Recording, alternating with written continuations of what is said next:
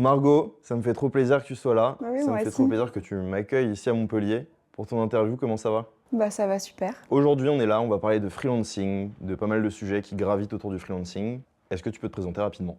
Allez, bah, du coup Margot, j'ai 28 ans. Du coup je suis montpelliéraine et freelance depuis maintenant 4-5 ans au total. Ok, Et aujourd'hui du coup je suis chef d'entreprise parce qu'on a monté une agence. ok, trop stylé. On va parler de tout ton parcours et tout, ça va être hyper intéressant. Première chose, quand tu t'es lancé, comment tu as trouvé ton premier client? Alors bah, en fait il y a vraiment un peu deux anecdotes différentes parce que je m'étais lancée au début mais vraiment un peu à l'arrache. J'avais zéro projet en freelance mais c'était vraiment plus en complément des études et parce que quelqu'un m'avait demandé de réaliser un packaging pour une boîte d'œufs. Ok, Donc un packaging pour une boîte d'œufs qui était vendue quand même dans les Intermarchés, Leclerc, etc. en Bretagne. Donc quand même gros projet. Donc en fait j'avais créé ma micro-entreprise juste pour ça. Ça devait être en 2018, quelque chose comme ça.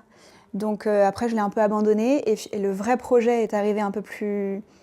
Enfin en suivant, pardon. C'était en 2022. J'étais encore à l'école, en master, et en fait, on devait réaliser une étude de cas sur la création d'une stratégie pour un domaine viticole ici dans le sud. ok, Donc moi, méga motivée, parce que de base, c'était quand même un milieu qui m'intéressait au niveau de la communication, le vin. Surtout ici à Montpellier, c'est quand même la plus grosse région viticole de France. Et donc du coup, grosse mission, étude de cas là-dessus. On avait 2 jours pleins pour créer une vraie strate. Moi, j'ai vraiment passé quasiment 2 jours non-stop. J'ai rendu mon dossier, j'ai eu la meilleure note de ma promo. Et ma responsable pédagogique à l'époque est venue me voir en disant « Margot, envoie ton dossier au couple qui tient ce domaine. Tu vas voir, tu vas les adorer. Ils sont un peu dans ton mood, etc. Ils n'ont personne pour gérer la com. Envoie ton dossier. » Et moi, à l'époque, j'étais en alternance dans une agence de com. C'était un peu sur la fin. On arrivait mars-avril. Et en fait, je m'ennuyais, mais à fond. Parce qu'en fait, j'avais quasiment plus de projets. Mon alternance se terminait en juillet. Et puis, sur ces gros projets-là, ils te mettent même plus sur les projets. Donc, j'étais un peu mise au placard. Et du coup, j'envoie mon dossier. Et le mec me répond, bah, on commence quand? Sauf que moi, j'étais pas du tout prête. J'avais pas créé ma structure, rien du tout. Donc, du coup, en fait, c'est là que je me suis lancée à mon compte avec ce premier client que j'ai signé. Et j'étais encore en alternance. Le Covid est arrivé, confinement. Donc en fait, ben voilà, en fait ça a commencé comme ça. J'ai eu mon premier client pendant le confinement, chez moi, bloqué, et Tu voilà. l'as eu par ton alternance au final, Bah du coup d'une par certaine manière. l'école, Par l'école, ouais. par l'école, suite à ce projet-là. Et en fait, ben voilà, du coup j'avais l'école, mon premier contrat en free et encore l'alternance, mais du coup c'était en stand-by parce que tous les alternants de l'agence de com étaient un peu, ben, du coup en repos forcé quoi. Mm. Et du coup, c'est ça qui t'a motivé à te lancer en freelance, c'est cette première opportunité où au final, tu n'avais même pas de statut. Ouais, Et tu t'es dit, let's go, je saute dans la brèche. ouais c'est ça. Ok, Vraiment c'était un peu inattendu et c'est arrivé au bon moment, ok. vraiment. Et du coup, tout au long de ton parcours de freelance, comment tu as trouvé tes missions? Mes missions ou mes clients? Tes clients, mais du coup, par extension, tes missions un peu Ouais. au final? Bah, en fait, c'est vrai que ce premier client, je lui ai vendu une mission, mais je ne savais même pas vraiment ce que j'allais faire, comment j'allais cadrer le projet, c'était un peu flou. Et ce premier client m'a aussi permis de structurer aussi les autres et de me développer. Et en fait, c'est un couple d'entrepreneurs qui m'ont fait confiance sur ce premier projet-là. Et donc, c'est un domaine viticole et ils ont des restos aussi, des restaurants italiens sur Montpellier et à Paris. Et en fait, c'était un peu le test. Si ça marche bien pour un client, on te refile le mois suivant un deuxième, un troisième, un quatrième, un cinquième. Et bah, du coup, comme je disais tout à l'heure, c'était aussi le confinement à cette période-là. Moi, j'étais retournée en Bretagne chez mes parents parce que j'avais un tout petit studio ici. Et du coup, j'ai relancé aussi mon réseau que j'avais déjà en Bretagne. Et en fait, hop, j'ai réussi à trouver, bah, de par mon réseau, un client de plus, 2 clients, 3 clients. En fait, c'est vraiment là où mon activité aussi s'est lancée pendant le confinement. La voie royale un peu au final. Ouais, Tu chopes un client qui te dit, on peut t'en filer plus ouais, si ça roule. Et au final, ça s'est bien passé. ouais, totalement. Et du coup, ils t'ont filé d'autres clients derrière. Bah, c'est ça. Et tu as pu développer un peu ton activité comme ça. Ouais, totalement. Ok. Et du coup, tu n'as jamais trop eu besoin de démarcher. Jamais. J'ai jamais Ouais. démarché. Ce qui est un peu un sujet des freelances, de comment on trouve des clients, Ouais, etc. Il y a beaucoup de gens qui démarchent un peu à l'arrache sur LinkedIn ou qui. Machin, et c'est quand même un luxe de pas trop avoir besoin de démarcher. ouais. Et est-ce que du coup, dans ton activité, tu as eu des périodes de creux quand même? Ouais, toujours. Il y en a toujours où il y en a des périodes où tu te dis Peut-être que tu perds 1 ou 2 clients et du coup tu te dis bah voilà, mon niveau d'activité va baisser, ça peut te faire peur et au final tu as toujours des nouvelles demandes. Enfin, vraiment ça s'est fait naturellement, c'est vraiment du bouche à oreille, mon Instagram aussi beaucoup. J'alimentais mon Instagram avec des backstage, des choses comme ça. J'avais pas vraiment de strat de com définie. Je le faisais vraiment un peu plus au feeling. Et en fait, ça a toujours roulé un peu dans ce sens-là. Mais c'est sûr qu'il y a quand même toujours des activités, enfin des baisses d'activité ou des moments où tu vas avoir plus de demandes. En septembre, les gens veulent plus se lancer. En janvier aussi, la nouvelle année. Et juillet, août, c'est des mois un peu plus creux où là, les gens prennent des vacances et tout. Donc forcément, il y a toujours des moments plus creux, ouais. Et comment tu définirais ton travail, ce que tu fais? Moi, du coup, je suis plus social media manager, où il y a une partie community manager et une partie création de contenu et une partie un peu gestion de projet aussi. Parce qu'autant, si un client a besoin d'un site internet, c'est pas moi qui vais le réaliser, je vais l'orienter vers quelqu'un, mais du coup, je vais aussi faire la gestion de projet. Donc, Ok. c'est vraiment un peu ces trois métiers-là combinés en un seul. Ok. Et je voulais rebondir sur ce que tu disais juste avant. Du coup, en termes de canal d'acquisition, tu penses que ce qui a le mieux marché pour toi, c'est plus le bouche à oreille ou Ouais. Instagram? Le bouche à oreille. Ouais, quand même, le bouche à oreille. Un client content va t'amener un autre client et en fait, ça se passe comme ça, vraiment. Quelle a été la signature la plus importante pour toi dans ta carrière de freelance? Je pense que c'est mon premier client, du coup. Ouais. Parce qu'en fait, ce premier client, il m'a fait confiance pour ce premier contrat, alors que vraiment, je sortais de nulle part. Je savais même pas vraiment ce que j'allais lui faire. C'était pendant le Covid. Donc, je pense que c'est vraiment ce contrat-là qui a un peu tout chamboulé et qui est arrivé vraiment au bon moment à la fin de mes études aussi, où ça m'a un peu, ça m'a ouvert une porte en fait que j'avais même pas imaginée. Et mon début de freelancing, on va dire, a vraiment commencé par là, quoi. Et du coup, tu n'as jamais été salarié? Si. Alors en fait, Enfin, du en coup, je me suis. alternance? Non, en fait, après cette alternance-là, je suis restée 1 an du coup en tant que freelance. Ok. Et au bout d'un moment, après 1 an, ce client-là m'a appelé en me disant écoute Margot, là il faut qu'on recrute une personne comme toi à 300%, il faut qu'on mette la 6e vitesse, on a plein de projets de refonte d'identité, etc., les sites internet. On veut que ce soit toi. Après, on comprend que tu as ta boîte aussi. Est-ce que tu serais OK ou non? Et en fait, je me suis dit, en fait, j'adorais vraiment ce milieu-là. J'adorais l'équipe avec laquelle je bossais sur les restos et puis ce couple-là qui avait créé ce groupe. Et du coup, je me suis dit, allez, let's go, je redescends à Montpellier, je signe avec eux et puis on verra bien pour 1 an, 2 ans, 3 ans. Et je serai encore libre de me remettre à mon compte par la suite. Et en fait, c'est ce que j'ai fait. Je suis restée 2 ans avec eux. On a créé plein de choses, on a mis plein de choses en place. J'ai appris énormément, c'était super. Et l'envie de me remettre à mon compte et de rebosser sur des projets nouveaux est revenue du coup il y a 1 an et demi à peu près. Et comment tu as fixé ton tarif du coup sur cette première mission avec ce premier client en freelance? Franchement, c'est grave, hein, mais je l'ai vraiment fait au pif. J'ai dû regarder quand même un peu ce qui se passait sur Internet. J'ai tapé la question sur Google en mode voilà, combien ça coûte une CM en freelance par mois. Enfin, Ça suffit, parfois Google a la réponse. Hein. Ouais. C'était combien ce prix? 500 € par mois. Sauf que je ne faisais pas la création de contenu. Donc c'était vraiment. Juste la gestion et la publication Ouais, c'est ça. de ce que eux créaient, quoi. Ouais. Ok.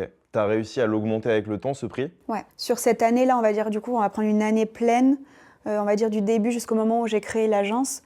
Mais sur cette année, donc j'ai augmenté, j'étais à 500. J'ai eu des plus petits clients aussi, hein, franchement. Ça allait de 350 à 400 à 500. Jusqu'au moment où j'ai vraiment augmenté, ça passait à 800. Et là, on arrivait un peu au max du max, c'était à 1100. Quand j'étais Et en un truc, je pense freelance. que les gens peuvent se poser en regardant l'interview, c'est de se dire, la plupart des freelances facturent un peu avec ce qu'on appelle donc, le TJM, combien vaut ton temps par jour. Ouais. Et toi, du coup, là, tu as dit par mois, donc c'est-à-dire que tu facturais au forfait, Ouais. c'est ça? Je facturais en fait au forfait, c'était un forfait mensuel avec un engagement du coup d'1 an. Ok. Et l'exemple de forfait que tu pouvais facturer, c'était combien de postes ou comment tu... Généralement, le forfait, on va dire que je vends le plus, c'est 3 posts par semaine. Ok. Je faisais 2 posts photos classiques ou carrousel et 1 réel par semaine. Et c'est toi du coup qui écrivais toutes les légendes des Ouais. posts, tout. Ouais. Ok. Quel a été ton plus gros fail en freelance? Je suis passée par une période un peu spé, ouais, parce qu'au final, j'ai pris la décision de revenir sur cette décision. Et heureusement, parce que sinon, je pense que j'en serais pas là aussi. Comme quoi, des fois, tu as des opportunités, tu penses pouvoir les saisir, et en fait, pas du tout. Tu vois ce que je veux dire? Mmh. Tu penses que c'est un bon truc pour toi et au final, en prenant du recul, tu te dis que c'est pas du tout dans la direction où tu veux aller, ça te ressemble pas. Et en fait, c'est ce qui m'est arrivé. Je me suis, entre guillemets, associée, enfin vraiment entre guillemets, avec une photographe, du coup pour la partie création de contenu. Et elle m'a apporté quand même beaucoup de nouveaux contrats. Du Donc, réseau qu'elle avait ouais, et du c'est coup à ça. deux vous aviez Ouais, c'est plus ça. grande force de frappe quoi. Et elle avait vraiment une personnalité que j'aimais beaucoup, c'était aussi une amie. Mais je trouve qu'il y avait quand même une différence avec le tempérament de sa clientèle. Et c'était vraiment des clients qui ne me ressemblaient pas du tout. Enfin, dans la plupart. Il y en avait qui étaient super, mais au global, c'était vraiment pas une clientèle qui me ressemblait. Et du coup, je me suis un peu enfermée dans ce truc-là. Et mais clairement, ça allait pas. Et donc tu as réussi à en sortir, vous avez trouvé un accord pour se dire bon bah Ouais. on a essayé la collab, ça marche pas. Bah, pas vraiment. En fait, je me suis dit, là, ce que j'ai besoin, en fait, c'est que quelqu'un crée le contenu à ma place. Photo notamment, parce que du coup, je faisais déjà de la vidéo. Je voulais m'améliorer en vidéo, donc je louais de temps en temps une caméra. Et en fait, ma caméra vidéo, elle faisait aussi photo. Donc j'ai un peu testé et je me suis dit, mais en fait, j'adore cette partie-là de mon métier. Donc en fait, il faut que je le fasse moi-même. Il faut que j'apprenne, je me suis formée. Et en fait, je me suis rendu compte que tout ce que j'imaginais, je pouvais aussi le créer avec une caméra. Et en fait, ça a enlevé aussi un intermédiaire sur le projet. Le projet était plus facile et du coup, le résultat était aussi ce que je voulais vraiment. Bah, c'est vrai que quand tu as une gestion totale de la chaîne de production de ce que tu fais, Ouais, c'est plus simple même ouais. de faire des révisions pour tes clients, Non mais carrément. d'avoir le contrôle sur ce que tu fais. Et puis je m'éclatais énormément sur la partie création de contenu en fait. Ouais. Je me suis rendu compte que c'était une des choses que j'aimais le plus dans mon métier aujourd'hui. Et moi, un truc qui m'a un peu impressionné quand je t'ai rencontré, c'était de me dire, tu faisais pas mal de trucs à l'iPhone aussi. Ouais, Tu faisais beaucoup de ouais, montage, même directement sur le ouais, téléphone, etc. Et tu arrivais à facturer plein de clients comme ça, alors ouais, qu'effectivement, quand on se lance, on a l'impression qu'on a besoin de plein de matos ouais, et on se trouve un peu parfois aussi des excuses. bien sûr. Et ouais, c'était assez ouf de me dire que tu vivais carrément Bah de ouais, ce que tu faisais avec avec un en iPhone. fait un téléphone et en faisant des montages qui Ouais, étaient quand vraiment. même cool. Enfin, c'était vraiment impressionnant. Et je voulais rebondir, tu disais tu t'es formé du coup, comment tu t'es formé à la vidéo, à ce genre de trucs? Bah franchement, avec l'expérience, on va dire shooting après shooting, des fois je me retrouvais dans des situations où je disais, ah, mais mince, comment je peux faire pour régler ce souci? Je connaissais vraiment rien. Donc en fait, tu regardes un tuto, deux tutos, trois tutos sur YouTube et plus les shootings. Merci YouTube. Non mais vraiment, c'est la vie, hein, YouTube. Moi je suis un enfant de YouTube, c'est pareil, j'ai appris Ouais, la plupart des trucs qui me permettent d'exercer mon métier ouais. aujourd'hui, ce sont des trucs que j'ai appris en Ah ligne. mais vraiment, tu trouves tout. Donc ouais, vraiment c'est cool. Et t'as fait quoi comme études du coup? Est-ce que t'as fait des études en rapport avec ton métier Ouais, aujourd'hui? oui, Ouais. oui, bien sûr. J'ai fait une licence en marketing et Ok. un master en stratégie digitale. Donc là, Et pour le coup, ça se rapproche quand même plus de ce que je fais aujourd'hui. tu penses que ça t'a vraiment servi de faire ça ou pas? Comment tu te positionnes par rapport à ton école, sans En forcément la vrai, citer, mais par rapport à ta formation? je pense que c'était quand même utile Mm. dans le sens où ça te permet de faire des alternances, ça te permet de rencontrer du monde aussi, ça te permet un peu de toucher à des choses que tu n'aurais pas forcément touché, le montage vidéo, la strat. Tu as des profs qui sont parfois des intervenants qui sont pour le coup assez chouettes. Donc non, je pense que c'était important. Après, c'est pas vital dans le sens où, comme je te disais, tu trouves tout sur YouTube. Et je pense que j'ai plus appris sur YouTube que pendant 2 ans à l'école. Ok, hyper intéressant. Est-ce qu'il y a une idée reçue sur ton métier? Ouais, beaucoup. Enfin, aujourd'hui, c'est pas je me bats, c'est pas non plus un combat quotidien, mais aujourd'hui, les métiers, surtout de CM, de community manager, je trouve que c'est pas forcément, comment dire, c'est pas forcément bien réputé. Ou c'est un peu, voilà, non mais tu es pas sûr. Dévalorisé. Ouais, c'est un peu dévalorisé. Oui, en fait, ton métier, c'est de poster sur Insta, où il y en a certains qui me disent, ah, mais t'as l'air de bien t'amuser. Enfin, les gens, je pense, ne voient pas en fait tout l'avant ou toute la partie stratégie, création de contenu, toute l'énergie en fait que tu mets pour ce rendu-là en fait. Les gens voient un point JPEG dans leur feed, alors qu'en fait, toi, Ouais, tu as toute la partie idéation ouais, et du coup, bah, aussi shooting. mais bien sûr, c'est Et une vraie méthode, c'est un vrai métier en fait. Enfin, pour moi, la création de contenu, la gestion des réseaux, c'est un vrai métier parce que tu as différents niveaux, en fait, tu as un milliard de possibilités et tout dépend de toi comment tu vas le gérer, la méthodologie que tu vas mettre derrière. comment tu vas gérer ton projet, le rendu qui va être derrière, les résultats qui vont être aussi derrière. Enfin, Ouais, même le côté quand tu communiques, il faut de la récurrence. ouais, Et je défie n'importe qui veut créer du contenu de le faire un peu régulièrement ouais, et de voir le temps que ça lui prend. C'est vrai que c'est un boulot, quoi. ouais, ouais, bien sûr, c'est un vrai métier. Mm. Et il y a beaucoup de gens aujourd'hui qui ne prennent pas conscience en fait de ce métier-là et c'est pour ça que dans le milieu aussi des free, en CM notamment, il y en a beaucoup qui se dévalorisent, qui font des mini-prix parce qu'elles estiment que ça va être trop cher pour les gens ou elles se dévalorisent beaucoup. Toi, c'est pas un truc que tu as fait au début, du coup. Bah non, pas vraiment au final. Mais tu vois, j'avais organisé plusieurs apéros justement avec que des CM sur Montpellier. J'en avais fait 2-3, à chaque fois on était une dizaine. Et comme ça permettait aussi d'échanger sur nos tarifs, la gestion de projet, toutes nos problématiques. Et en fait, la problématique de toutes les personnes qui étaient là, c'était j'arrive pas à augmenter mes prix, j'ai toujours trop peur que ce soit trop cher pour le client. Enfin, en fait, les gens se mettent des barrières dans leur tête alors qu'il n'y a pas lieu d'être. Moi, j'ai augmenté mes tarifs et ça a suivi. J'ai toujours eu le même volume de clients et en fait, ça passait super bien. Enfin, c'est vraiment aussi d'un point de vue un peu confiance aussi en toi, confiance en ton métier. Et ça passe par la crédibilité du métier de CM aussi. Je suis assez d'accord. Il y a un truc que moi j'ai fait qui a bien marché, c'est de me dire, ok, je sais pas, je facture tous mes clients à peu près 300 balles un montage. Ouais. Et là, il y en a un nouveau qui arrive, je lui propose 350, je vois Ouais, comment voilà. ça passe. Ouais. Ok, et puis petit à petit, tu commences à échelonner, à gagner de plus en plus. Exactement. Et c'est vraiment un truc que tu fais dans le temps.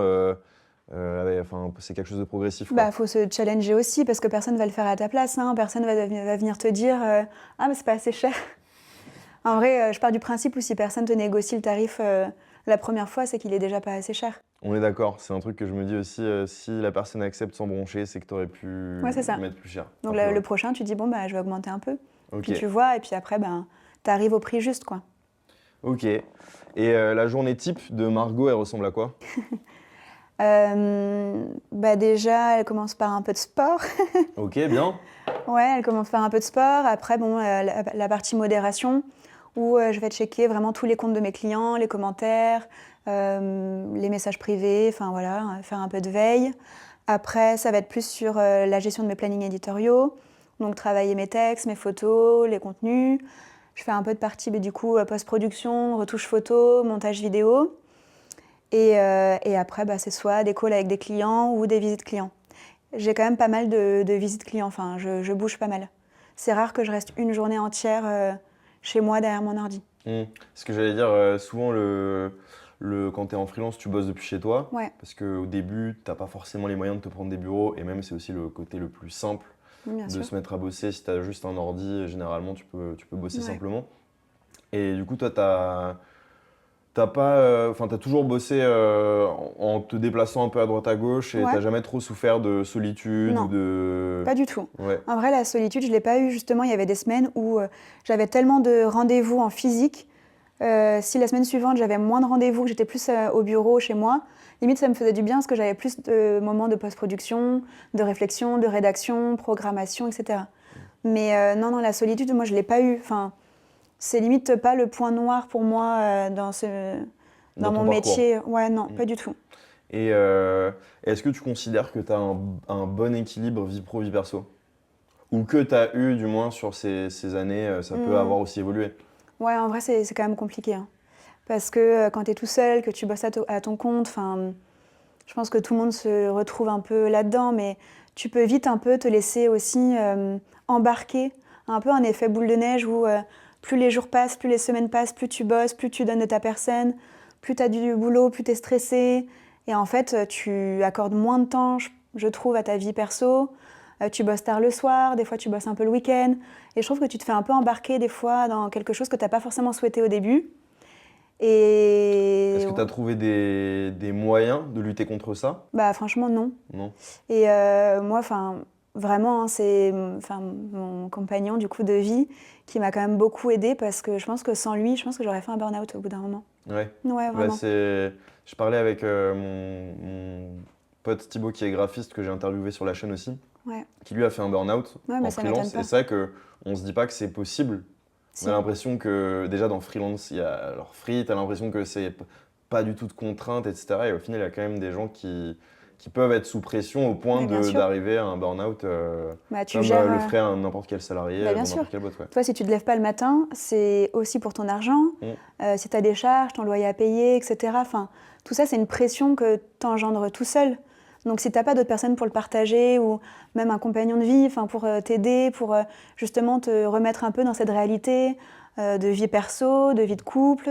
D'apprendre à décrocher un peu Bah, aussi bien de sûr. temps en temps, quoi. Bon de savoir aussi qu'il y a des freelances qui souffrent pas de solitude, parce que Ouais. là, il y a pas mal de gens pour qui c'est le cas, et du coup, trop cool si toi, Après, c'était pas arrivé. faut aller en coworking, faut se mettre avec d'autres freelances. Ça, Mm. je le faisais beaucoup. J'ai beaucoup de copines qui font le même métier que moi, donc on se faisait des journées ensemble. Enfin, faut sortir aussi de sa Mm. zone de confort. Ouais, Et même comme tu disais, faire du sport, essayer de se mettre des routines où tu ouais, vois du monde, etc. ouais, vraiment. Même si ton métier te le permet, aller bosser dans des Ouais. cafés, ce genre Et puis même se mettre un horaire aussi où tu te lèves le matin. Mm. Moi, depuis toujours, enfin là, ça fait plus de 5 ans que je bosse de chez moi, je me suis toujours levée très tôt le matin. Je me lève jamais à 10h, quoi, en me disant, bah tiens, vu que je bosse de chez moi, il y a personne qui va me dire, tu te lèves à 10h, mais je me suis toujours imposée de me lever tôt et Et est-ce que tu te couches tôt, du coup? ouais, en vrai, je me couche quand même assez tôt, ouais. Ok, lève tôt, couche tôt. Ouais. Ok. Est-ce que tu as des outils que tu utilises et que tu recommanderais à Ouais. quelqu'un qui veut faire le même job que toi? Bah, en vrai, moi, j'ai commencé avec les outils les plus simples du monde, hein. Je faisais mes plannings édito sur Google Slide et mes montages sur CapCut. Franchement, j'avais que ça comme outil, Google Drive. Mais maintenant, j'ai Notion aussi, qui est vraiment pas mal. Canva, que j'utilise vraiment à outrance. Trello pour mes plannings éditoriaux maintenant. Et en vrai, c'est vraiment des outils de base assez classiques Ok. ouais, Et que tu recommandes? et que je recommande. Donc c'est des bons outils, quoi. Ouais. Aujourd'hui, tout le monde parle de l'IA, tout le temps, partout. C'est un peu le sujet à la mode là depuis quelques mois, voire même un an. Est-ce que toi, tu utilises de l'IA dans ton boulot aujourd'hui? Si oui, qu'est-ce que tu utilises? Très peu. Très peu? Vraiment très très peu. J'utilise le plus simple possible ChatGPT. Ouais. J'ai un dossier par client où je repasse tous mes textes, mais je rédige tous mes textes à la main et je les repasse dans ChatGPT pour être sûr qu'il n'y ait pas de faute ou de reformulation. Ou alors, par exemple, si je fais un brief de réunion, je mets mon brief de réunion, ça va me le scinder par partie pour le structurer, mais la base, elle vient toujours de moi, c'est toujours moi qui écris mes textes, etc. C'est vraiment plus pour reformuler, ne pas faire de fautes un peu stupides, et puis voilà, mais c'est vraiment le plus basique possible, quoi. Hyper intéressant, parce que c'est vrai qu'on est dans une époque où la plupart des gens maintenant, tu regardes des posts LinkedIn, tu regardes pas mal de contenus écrits qui sont postés sur Internet, c'est des trucs, même c'est presque cramé parfois que Ouais. c'est fait avec de l'IA. Tous les posts ont un peu la même structure avec des emojis, des trucs machin. Ouais. L'IA, ça peut te structurer justement comme tu disais, un brief de réu, Ouais. ou même il y a un côté un peu 80-20 de ça peut te déblayer tout le Ouais, champ, bien mais sûr. ça exclut pas le contrôle et effectivement Ouais.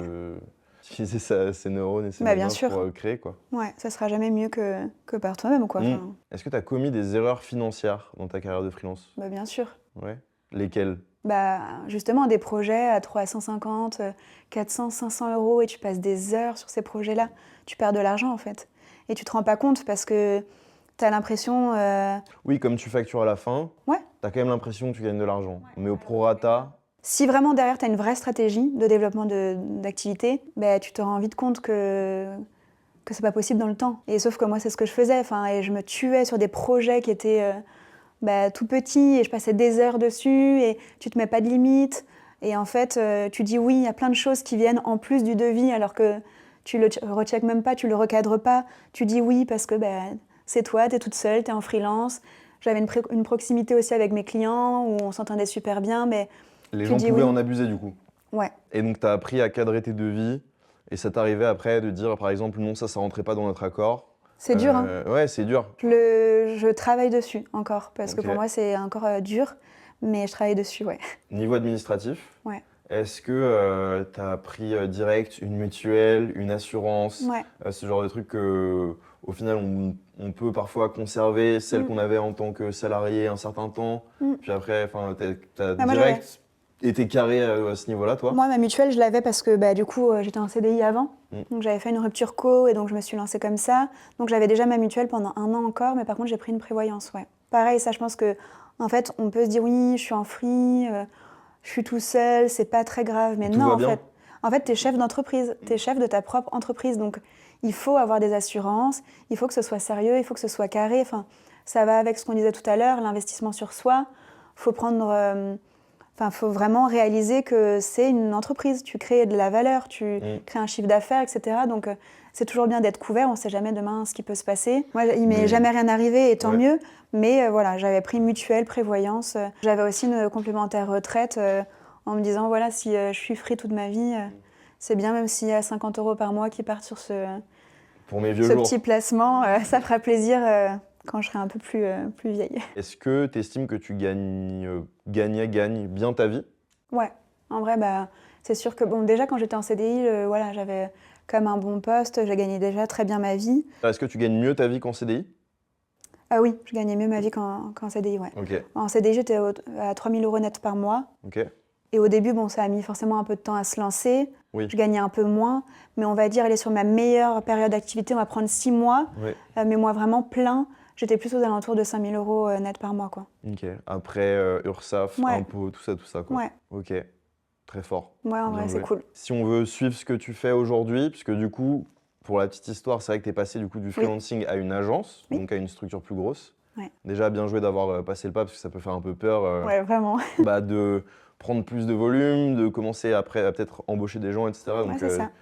est-ce que tu peux parler rapidement de cette transition? Je pense qu'il peut intéresser des freelances qui sont, eux, en train de se poser la question de est-ce qu'ils passent le pas ou pas, Ouais, bien sûr. et d'avoir ton retour d'expérience là-dessus, quoi. Du coup, moi, j'ai décidé de créer l'agence il y a 6 mois, 7 mois, parce que j'arrivais au moment où j'avais tellement de boulot que je ne pouvais plus le gérer toute seule. Et j'étais vraiment en train de partir en vrille parce que je ne sais pas dire non plus. Et puis l'activité se développait, quoi. Enfin, voilà, tout, naturellement. Et donc, j'ai créé une agence de communication basée sur le social media, création de contenu, gestion des réseaux à Montpellier. On est une équipe de 5 personnes aujourd'hui. Et en fait, je me demande pourquoi je ne l'ai pas fait avant. Enfin, c'est un bonheur, c'est trop bien. Ça peut faire peur. Enfin, je me disais, moi, comment je vais faire pour assumer de moi toute seule à une équipe de 5 personnes, avec des locaux, un investissement de matériel, etc. J'avais du mal, en fait, à me dire comment je vais faire. Ça fait peur de se projeter aussi sur quelque chose, c'est big, quoi. Ouais, vraiment. Et en fait, ça s'est fait, voilà, c'est un petit travail de fourmi, hein, semaine après semaine, mois après mois. Et là, aujourd'hui, on va dire que bon, on est quand même assez... Enfin, il y a encore vraiment une marge de progression, mais voilà, ça va mieux, on sort la tête de l'eau, on arrive à bosser sur des projets vraiment chouettes, on a des demandes qui rentrent tous les mois, des nouveaux clients qui rentrent tous les mois.